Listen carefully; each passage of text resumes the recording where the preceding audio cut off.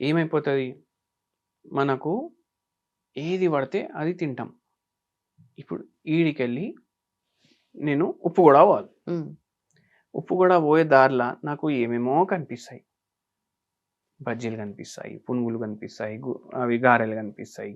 మళ్ళీ కొద్దిగా దూరం పోగానే ఎవరో కర్రీ పఫ్లు అమ్ముతాడు. మళ్ళీ దాని తర్వాత సమోసాలు అమ్మేటోడు కనిపిస్తాడు. మళ్ళీ కొంచెం దూరం పోయినాక దోశలు కనిపిస్తాయి, ఇడ్లీలు కనిపిస్తాయి, అన్నీ కనిపిస్తూనే ఉంటాయి కదా ఇట్లా. ఇప్పుడు ఏం తప్పు చేస్తారు? ఏది కనిపించినా అది తింటారు కొందరు.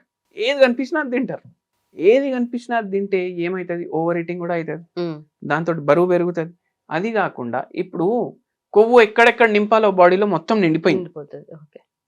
ఇప్పుడు ఈ రక్తనాళాలు ఉంటాయి కదా, ఖాళీ ఉంది కదా జాగా అక్కడ. అరే ఇక్కడ ఖాళీ ఉంది కదా, ఇక్కడ నింపు. ఈడు వేస్తూనే ఉన్నాడు, ఇక్కడ నింపు. ఆ రక్తనాళ సైజ్ ఇంత ఇంత అయిపోతుంది. ప్రెషర్ ఎక్కువైతుంటది.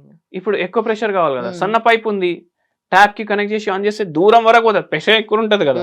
లావు పైప్ ఉంది, దగ్గర ఓడకే పడుతుంది నీళ్లు. అట్లనే ఏమవుతుంది అంటే over a period of time సన్నగా అయిపోతుంది పైప్. అని అథీరోస్క్లెరోసిస్ అంటారు. బ్లడ్ ప్రెషర్ పెరుగుతుంది. ఏం చేయాలి ఇప్పుడు? కొవ్వు తక్కువ చేయాలి. కొవ్వు తక్కువ చేయాలంటే ఏం చేయాలి?